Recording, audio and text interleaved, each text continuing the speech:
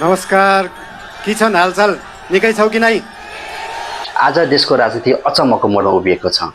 वर्षौँदेखि उही अनुहार, उही झुट, उही बाचा चल्दै आएको यो देशमा आज यो भिडबाट फरक अनुहारले फरक बाचा गर्न आएको छ। आज धनगढी पुगेर बालेन्सा भन्छन् मलाई धेरै बोल्न आउँदैन, मलाई धेरै गफ गर्न आउँदैन, मलाई काम गर्न आउँछ, मलाई कामको लिस्ट दिनुहोस्, तपाईको भोट दिनुहोस् नदिनुहोस्, तर मलाई काम गर्न आउँछ, काम गर्न दिनुहोस् भन्दै जनताको अगाडि केही शब्द राखेका छन्। बालेन्साकै मुखबाट जस्ताको तस्तै यो भिडियो हेर्नुहोस्। नमस्कार, के छन् हालचाल? निकै छौ कि नै?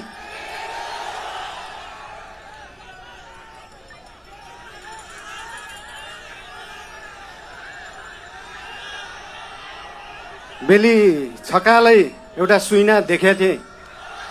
सुदूरपश्चिम बनेको, देश बनेको, त्यो सपना पुरा गर्ने हो र त्यो पुरा गर्ने पार्टी राष्ट्रिय स्वतन्त्र पार्टी हो। बोहराजी बुझेछौ कि नै?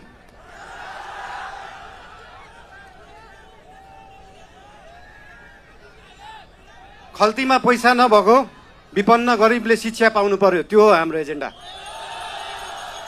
खल्तीमा पैसा नभएको विपन्न गरिबले स्वास्थ्य उपचार पाउनु पर्यो, त्यो हो हाम्रो एजेन्डा। 2 वर्षमा बन्ने बाटो 20 वर्षमा पनि बन्दैन, 1.5 वर्षमा बन्नु पर्यो, त्यो हो हाम्रो एजेन्डा। रुखमा बाँधेर हुन्छ कि बाटोमा सुताएर हुन्छ कि खोरमा जाकेर हुन्छ, बाटो बन्नु पर्यो। यहाँ त बाटो बनाउनलाई यो भेगमा मेरो भोट छैन, यहाँको बाटो किन बनाउने, यो भेगमा मेरो भोट छैन किन बाटो बनाउने। राष्ट्रिय स्वतन्त्र पार्टी सरकारमा गयो भने काङ्ग्रेस हिँड्ने बाटो पनि बनाउँछ, एमाले हिँड्ने बाटो पनि बनाउँछ, माओवादी हिँड्ने बाटो पनि बनाउँछ, सबै नेपाली जनता हिँड्ने बाटो बनाउँछ। मान्छेले देशलाई स्विजरल्यान्ड बनाउनु पर्छ भन्छन्। स्विजरल्यान्डको बाउ बढी मालिका यहीँ छ, किन बनाउनु पर्यो स्विजरल्यान्ड? स्विजरल्यान्डको पराकाष्ठ रामा रोशन यहीँ छ, किन बनाउनु पर्यो स्विजरल्यान्ड? खप्तड नेसनल पार्क यहीँ छ, किन बनाउनु पर्यो स्विजरल्यान्ड? हामी नेपालीहरू माल भएको चाल नपाएको मान्छेहरू पर्यौँ।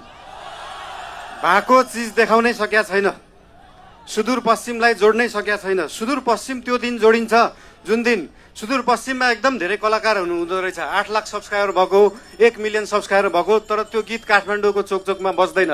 जुन दिन सुदूरपश्चिमको गीतहरू काठमाडौँको चोकचोकमा बज्छ अनि बल्ल जोडिन्छ सुदूरपश्चिम काठमाडौँसँग। सुरुमा त गीत बज्नु पर्यो, त्यसपछि आवाज बज्छ, त्यसपछि माग पुरा हुन्छ।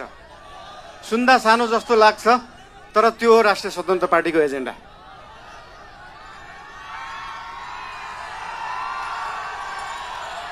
सुदूरपश्चिमलाई सुनजिक पश्चिम बनाउनु पर्यो, राष्ट्रिय स्वतन्त्र पार्टीको त्यो हो एजेन्डा। तपाईहरुलाई आज यहाँ आएर भेट्न पाइयो, धेरै खुसी लागेको छ। म धेरै बोल्ने मान्छे होइन। राष्ट्रिय स्वतन्त्र पार्टी तपाईहरुसँग यहाँ भोट माग्न आएको होइन, काम माग्न आएको हो। काम दिनुस् है। तपाईहरुले भोट दिनु भएन भने पनि राष्ट्रिय स्वतन्त्र पार्टीले सुदूरपश्चिम बनाउँछ। काम माग्न आएको हो। के छ तपाईहरुको काम? हाम्रो उम्मेदवारहरूलाई, हाम्रा पार्टीका मान्छेहरूलाई हाम्रो काम यो हो भनेर लिस्ट दिनु।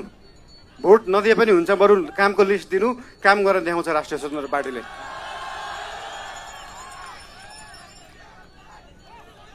हजुर,